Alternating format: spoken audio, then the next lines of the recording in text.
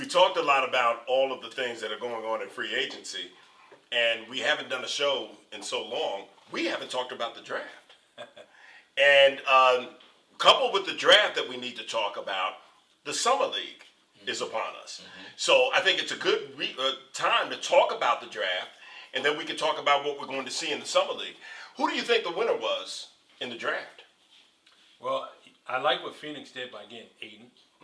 I also like the trade that they made to get Mikal Bridges out of Villanova. Right? A little surprising that they signed Trevor Ariza, and by bringing in Mikal Bridges and Trevor Ariza, is that a signal that they're giving up on Josh Jackson, who was drafted a year before? That was supposed to be like a Kawhi Leonard kind of clone, but Ayton looks like he's going to be a David Robinson type.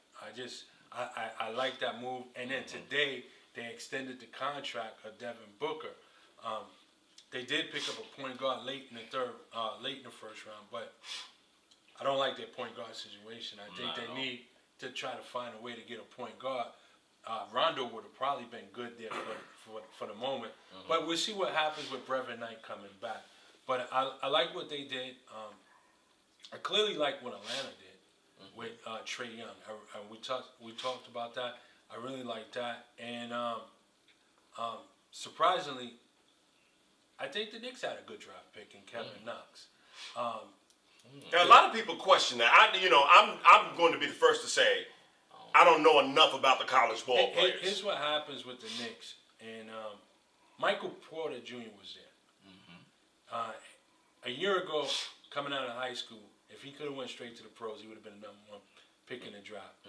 But he's got back injuries, and then during his private workouts for teams, he experienced a hip problem. I believe that's what dropped his stock. Denver took a chance with him at 14. When the Knicks had their ninth pick, the fans was cheering for that guy.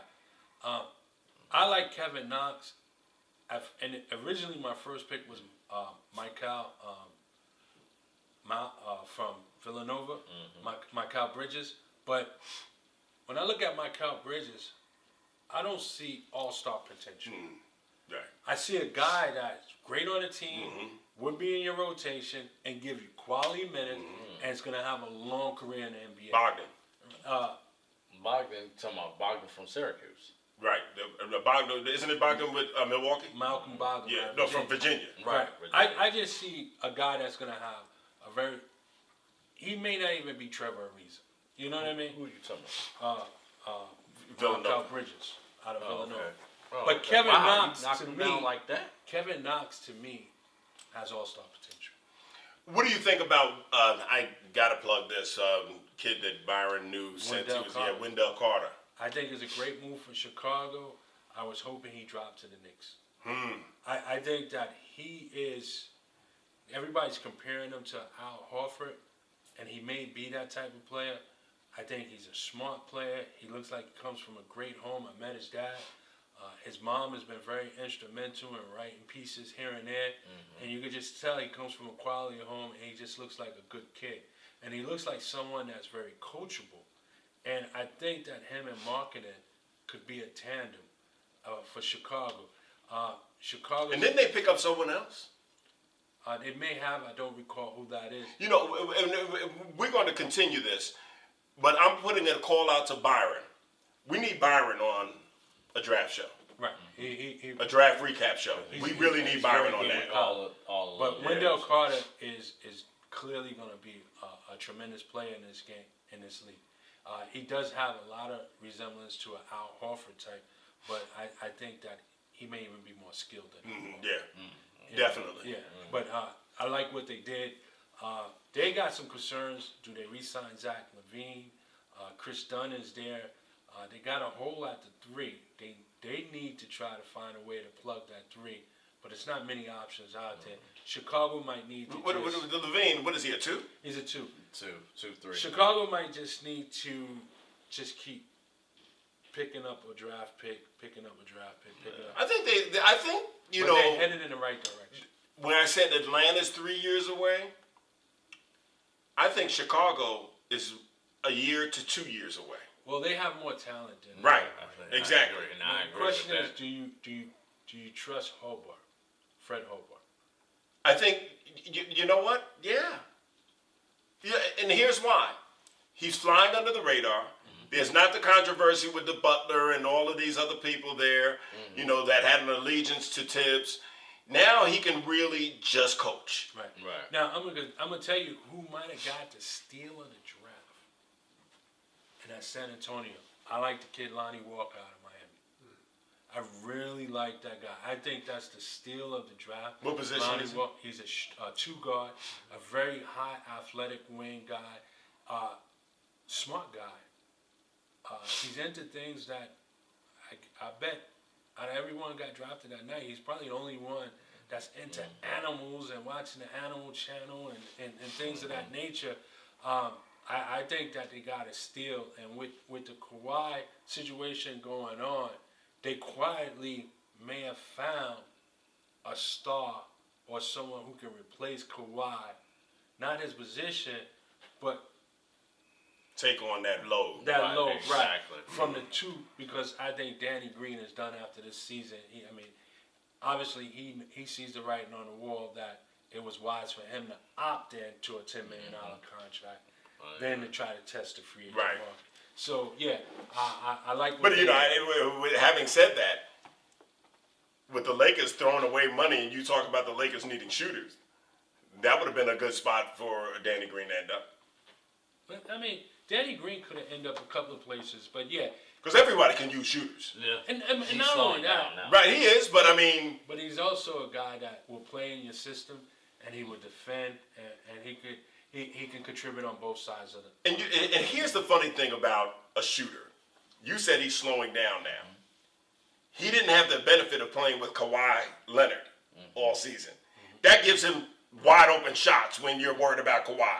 You go to LeBron, you're going to get those wide open shots again. So a shooter can sometimes be only as good as what he has around him that's going to give him wide open shots Right. Now I question what the Clippers did. in the draft. Yeah, they had 12 and 13. To me, they could have had. To me, they could have chose Michael Porter. You had 2 first-round picks. You got one to dispose. If he's a year away or so forth, why not wait on him? Right. I think he's worth the wait when you have 2 first-round picks. I think Denver, who missed the playoffs on the last day of the season, is one of the teams that could afford to wait on him if, in a case like Embiid, in a case like Ben Simmons. Right. Now, a team like New York, They need him to play right away. they need him to play right Right, away. They right. couldn't make They that. could, and Right, and yeah. it's New York. Right, they couldn't. So that's why I don't knock them from passing on him, and I like the upside that Kevin Knox can So, bring. with you questioning what the Clippers did, how important is the role that Jerry West is playing, and how well is he playing his role? I think he's doing a good job because what Jerry West has done, to me, in my estimation, is he's breaking it down to build it, to start all over. When you think about it, he's traded Blake. He's let Chris Paul go, or traded Chris Paul. He's let DeAndre Jordan walk. Hey, he traded Austin Rivers, he said, "Doc, baby boy gone. Yeah, he said no more nepotism. Yeah, No more baby Doc." So I like the direction that they're going. Obviously, they're gonna have to hit it with either a draft pick or a free agent. They have a lot of talent, but not enough talent to make a playoff run. Surprisingly, Doc accepted the contract extension. And Why do you say surprisingly? because he had to know that the team was going to be torn down, and he would be facing a rebuild situation. And does he want to? And that's a message I sent out a couple weeks ago. Does he want to really coach a rebuild? Well, Doc has always shown himself to be good with veterans, but good with, I don't want to say a rebuild, but exceeding expectations. like he did this year He did exceed expectation. Now, when he was with Orlando. who's coming back? I mean, you got Gortat at center. That's a downgrade from Jordan. The point guard from Beverly is back. Beverly's coming back. The question is, are they going to really bring him back? Because I think they have a team option. All right, they did draft a point guard, a 6'6" point guard out of Kentucky, Shea something. I can't call his name. What's the option? Because I mean, you bring Beverly back, Right. in my opinion. Tobias Harris is really the only star. You can't trust Gallinaro. Lou Williams is a fixture at 6-man. When it's over with, they might rename that trophy after him. Right. You know, so it's really a limited situation in Clippers. So, very quickly, No, go ahead. we talked about the draft. We talked about what Jerry West is doing. What are you looking for with you having more knowledge about what's going on with the kids coming in from college? And once again, we will have another show with Byron where we can talk about this. But what are you looking for in the summer league? Well, here's the problem. Summer League now has become a league. Right. it And are we still going? would be nice. Okay. I mean, it's to the point where you might as well call it NBA Junior. Right. You know, it's becoming a league where Orlando shut theirs down. Right. Everybody's participating. But there's something going on right now in In Sacramento. Sacramento. Yeah. It's Everybody- Utah and Sacramento. Everybody is participating in Vegas now. Mm-hmm. Before it was just limited teams.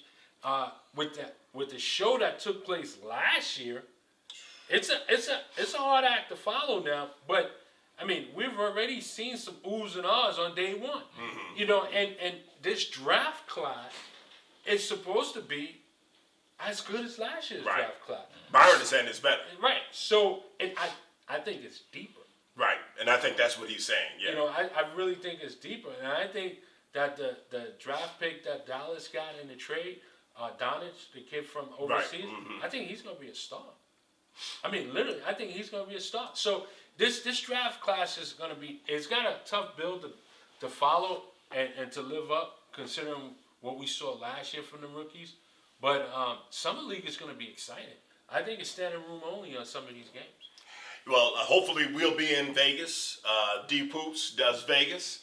We'll get some interviews with some of the players.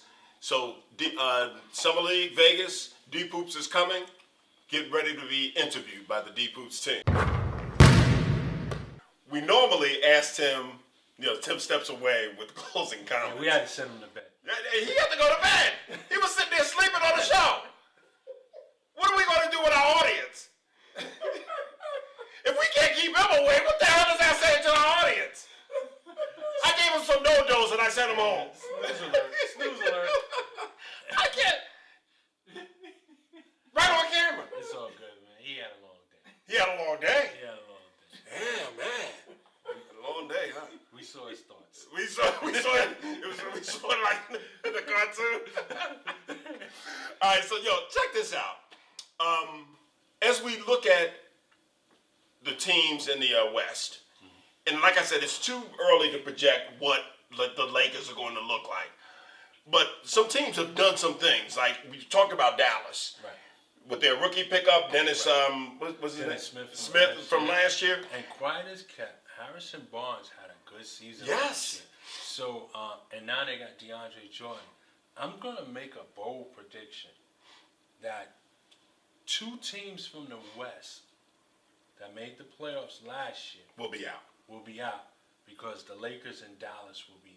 All right, so give me not so much where they're going to position 1 through 8, but give me your 8 teams. If I had to pick 8 teams right now, I'm going to go Golden State, Houston, OKC, Utah, Portland. That's 5. Houston. You said Houston already. I did say Houston? Mhm. Okay. Let me start again. LA, Houston. I'm sorry. Golden State, Houston, OKC, Portland, LA, Utah, Dallas. I know I'm missing somebody that was there. So who you missing that was there? Minnesota was there. I don't think Minnesota makes the playoff. I think New New Orleans Orleans struggles to make the playoffs. It's going to be interesting to see what they do. So I think Julius Randle was a nice pickup for them. right. So everybody that made the playoff last year, I think that Minnesota drops out. I think New Orleans struggles to get in. But you have Portland. I mean, what has Portland done to warrant you giving them an automatic pass into the playoffs? Two reasons. They have a top 5 backcourt, and actually they're well coached. They just don't have a team to get past the first round, but they're coached well. I think with the added competition and teams playing well, I can't automatically. I'm not saying that they're going to fall out, but I'm not going to say that they're automatic. I don't in. see them going from 4th to 9th. I can. I don't see that. I don't see them going 4th to 9th. Give me your East. Cleveland falls out, and if I had to pick a team that may get in their absence, I'd go with Detroit because of the Casey factor. He's just a great coach. What do you think Milwaukee's going to end up now that Bud is over there? The Oh, coach. I think that Coach Bud. if Coach Bud was there last season, I think they beat Boston in Game 7. I think that he's capable of winning a series. I think he's that good of a coach. And on top of that, I actually think Milwaukee is that good of a team. Now they have some question marks. Do they re-sign Jabari Parker? They just picked up Ilyasova. I thought they would be a player in the Dwight Howard sweepstakes. But I just think that Bud is a good coach. I mean, he took the Hawks to 60 wins. Right.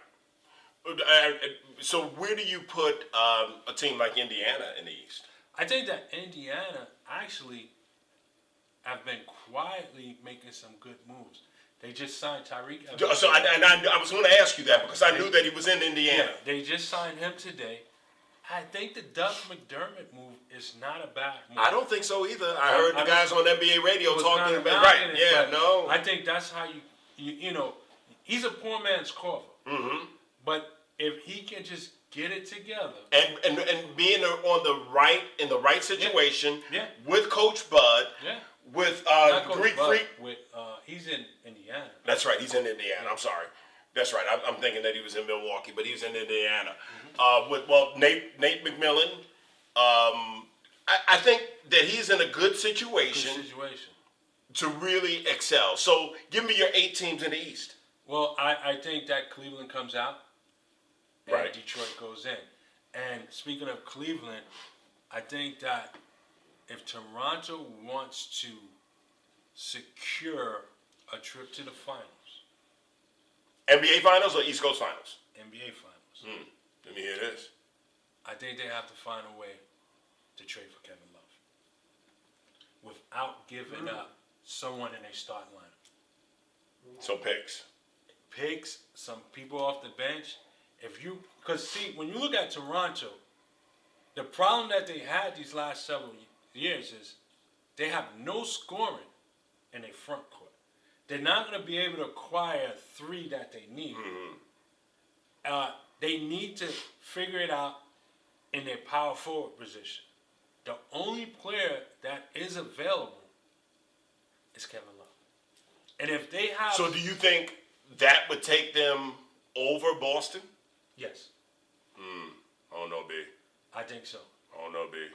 I think it will be. I don't know, B. I think that would put them easily above Philly if Philly doesn't acquire Kawhi Leonard.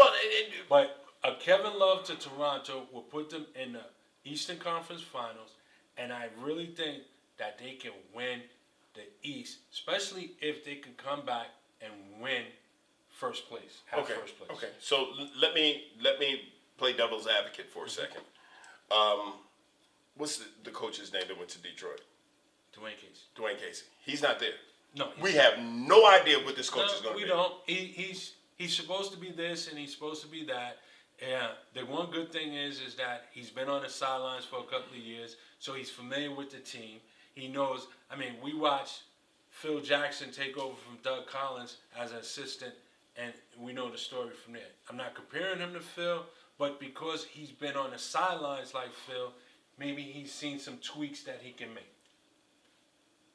Tweak it in Brad Stevens? Because that's what you're saying. Well, no, I'm not saying that he'll tweak it more than Brad Stevens. Let's face it, Toronto has a good team. If you add a Kevin Love to that mix, that's a strong team. You know, one thing we said it before, and I really got this from you. LeBron doesn't make players better. No. Everybody that was a star that played alongside of LeBron, Had to bring their down numbers that. went down.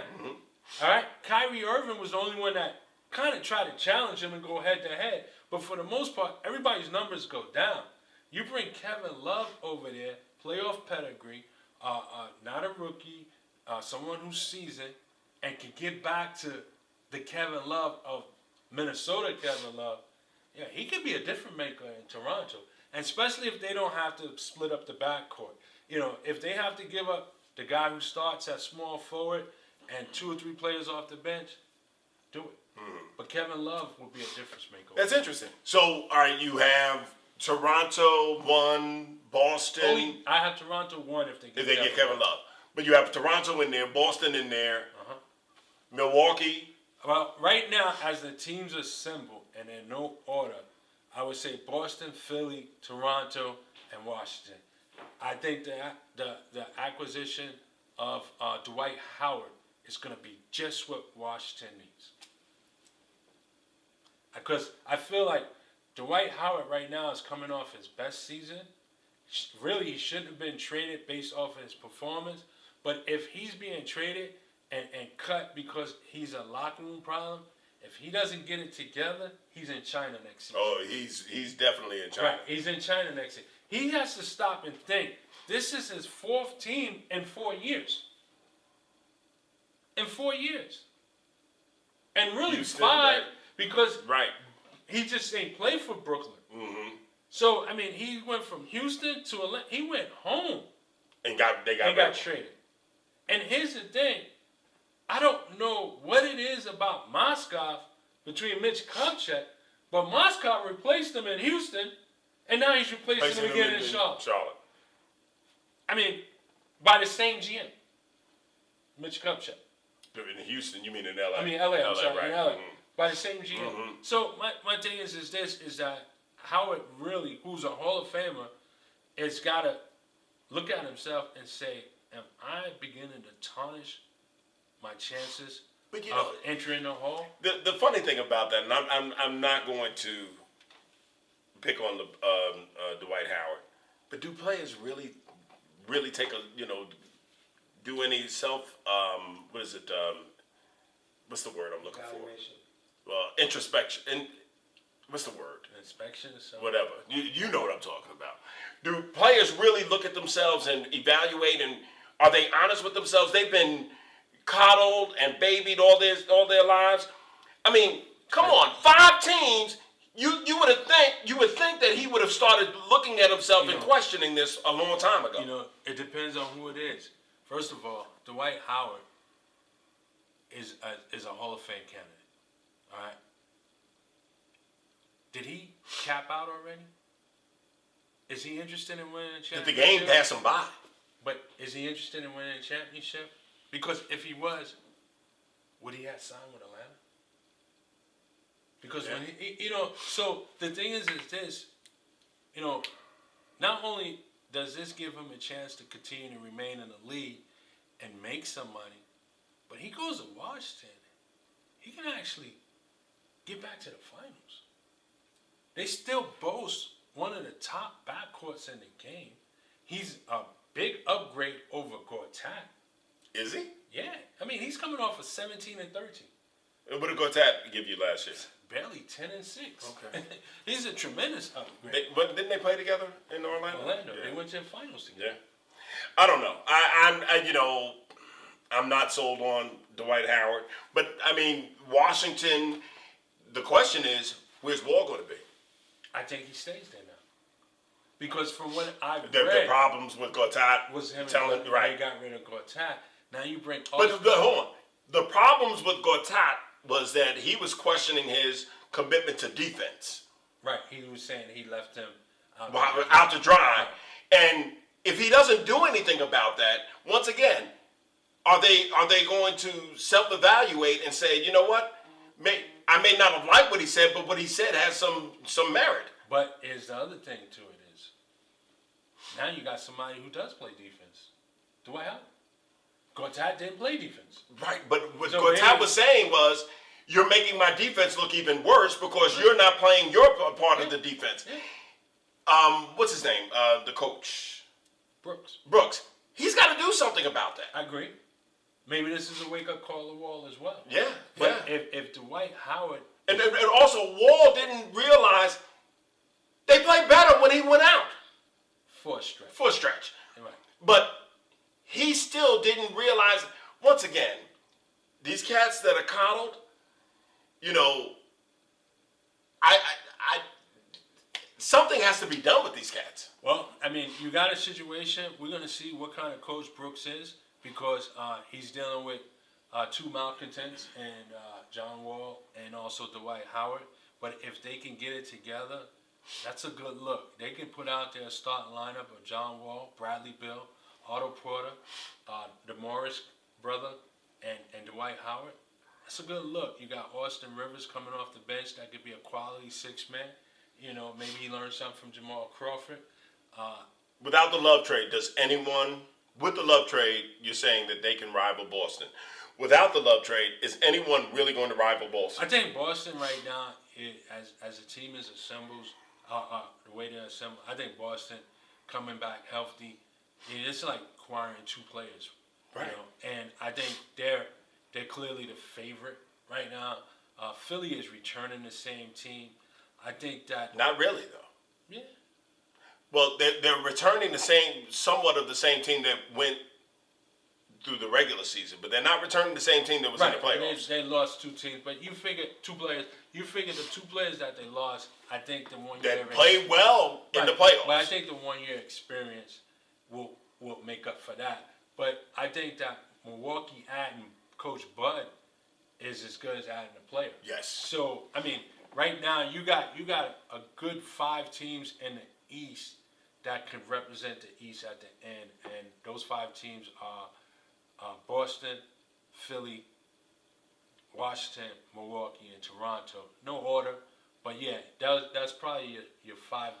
Indiana could be tricky. I wouldn't count them out if they somehow. I doubt if they get a home series in the first round, beat a home team in the first round, but it's going to be a team you got to play. So what is that? The Central Division, where it was Cleveland, Milwaukee, Indiana, I'm missing Detroit. You got Milwaukee, Cleveland, Detroit, Chicago, and Indiana. That's the 15.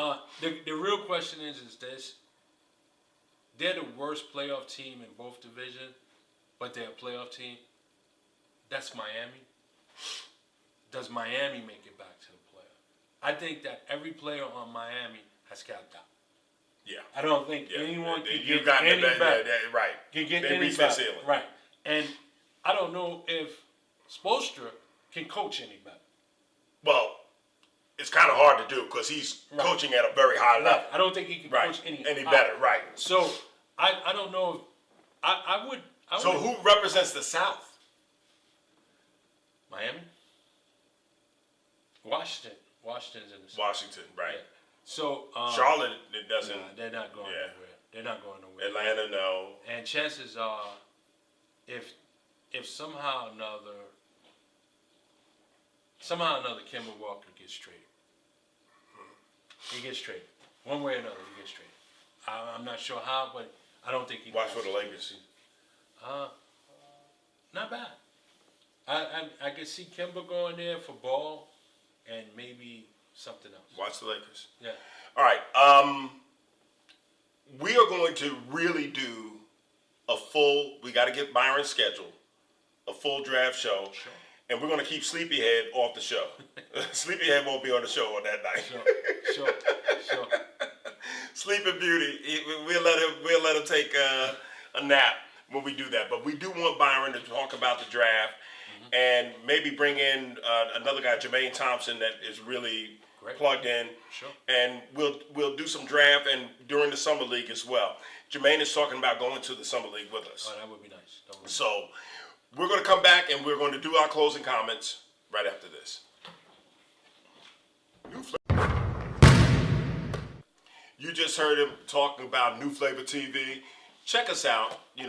Like New Flavor TV on YouTube. Subscribe to New Flavor TV. There's going to be some great things coming from New Flavor TV. We're proud to be associated with Theron Barney and New Flavor TV. He's doing some great things, and even though he yelled at us for going long, but we'll be all right with that. But we're downtime. Now it's time for the closing comments. Rob, what do you have to say? My closing comments is going to center around the fans in the NBA world. In the last 72 hours, I've been focused on just about any radio show I can listen to that's basketball related, or read any blog or tweets out there, and I just find it hysterical to listen to fans call up and continuously to say that the commissioner needs to do something about what Golden State is doing. And when I look at it, if you want the commissioner to get involved with what's going on in the basketball world, have him get involved with your team. I root for one of the most dysfunctional team in all of sports, and that's the New York Knicks. And as a Knicks fan, I'm not upset of what Golden State has done to get where they are. People fail to realize that they have not done anything that was underhanded or against the rules. People fail to realize that their core players were drafted. One was drafted 7th, one was drafted 11th, and one was even drafted in the second round. Curry, who was drafted 7th, Minnesota had 2 consecutive picks before him and chose to go with 2 point guards before Curry, and Rubio and Johnny Flynn out of Syracuse. Who is Flynn? I don't know. But my point is this: they haven't done nothing wrong. Yeah, so they signed Kevin Durant after a 73-win season. Again, they did nothing wrong. Now they signed DeMarcus Cousins. Everybody's up and on. This is not fair. Put a halt to it. They did nothing wrong. For crying out loud, DeMarcus Cousins signed for $5.3 million for 1 year. Every team in the league has that available and more.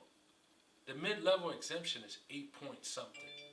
So every team could have signed him. But my question is, did they reach out?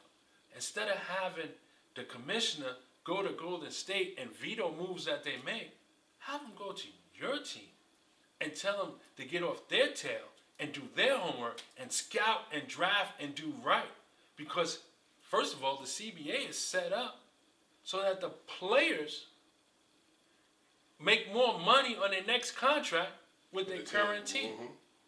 So the NBA and the CBA has rules in place to prevent from stacking.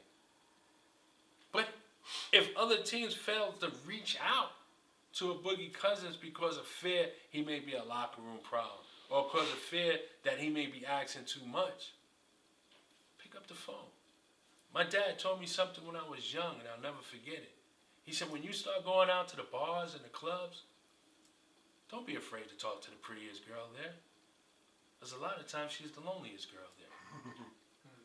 That was DeMarcus Cousins. He was clearly one of the prettiest girls on the free agent list after LeBron James. I don't think anybody stepped over to reach and give him a call. But Golden State did. That's not an NBA problem. That's your team problem. Those are my closing comments. Man, you came with the fire tonight, man. You came with the fire tonight. I know Keith liked it of being a Golden State fan. And I mean, honestly, Golden State did nothing wrong in the Durant signing. They did nothing wrong in the Boogie Cousins signing. Durant did something wrong in my opinion on that one. Okay. But I'll go with that. Right, man. Boogie, nobody touched him. Nobody. He called them. He called them. So excellent closing comments. My closing comments are going to be about something that we talked about earlier. I asked you the question in Sleepyhead, what were your thoughts on the Kawhi Leonard San Antonio? What side did you take? And you said something about, for the last 20 some odd years, they've been the standard of what a good franchise is supposed to be about. Not just the standard in the NBA, the standard in sports. And you know, it made me think about when Mike Tyson was at the top of his game, there was no better. But when he started to fall, it really went to hell quickly. And I'm starting to see, since Tim Duncan has left the NBA and left San Antonio, some of the luster has been removed from San Antonio. The luster started with Tim Duncan, and the luster is starting to leave since Tim Duncan has left. And, you know, everybody's talking about what they've done. Let's look at how San Antonio botched the Kawhi Leonard situation. You talked about the injury and the doctors diagnosing, and you even brought up Sean Elliott. So maybe there's something with their doctors. Because when Kawhi Leonard got a second opinion, his second opinion said there was more wrong than what San Antonio told him. And this is on the heels of what happened with Isaiah Thomas. And so you can't fault this. This is his body. This is his moneymaker. Yep. And then when the team and Tony Parker put the nail in the coffin, my injury, I had the same injury, and mine was 100% worse than his. When did Tony Parker become an MD? I don't recall that. I don't recall that. So he's saying that his injury was 100% worse than Kawhi Leonard's. And they said that was the straw that broke the camel's back. And now they're showing just pettiness. And I understand business, but they're asking for the world. And everybody's looking at them like, he's going to leave you the next year. He's not staying.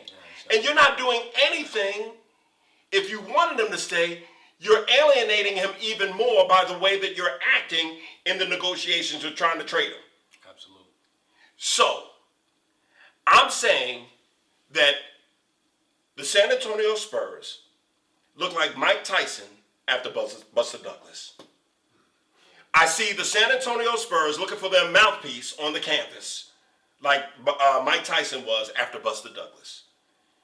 And people are saying, well, the San Antonio Spurs, they always just reload. I don't think so this time. I think this is really going to be it. And if Popovich hadn't committed to coaching USA basketball, I think he would retire. And after 2 or 3 years, I think he's going to retire.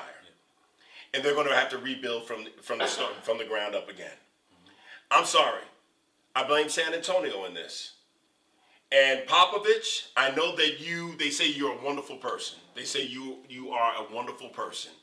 But sometimes we start reading our own press clippings and we think that we're more important than the game itself. You did wrong by Kawhi Leonard, and Kawhi Leonard is demanding a trade. Let the man go. Get what you can. Get the best deal that you can. But stop trying to hold the teams hostage, because you know what? You're looking foolish. You're not going to get everything that you're looking for because he's going to leave you regardless. Get something and move on. Sometimes in a relationship, it's best to just say, I'm cutting ties, I'm moving on. So I can do what I need to do, and I'll let you do what you need to do. That's what I'm going to say to San Antonio Spurs. Let Kawhi Leonard go wherever he needs to go so that you can move on. Holding on is not going to help the situation. It's not going to help you in the future. Let it go and move on. And that's my closing comments. Good stuff. Good stuff. We thought we were going to hear closing comments from Sleepyhead. We did. it just wasn't the sound of a snore.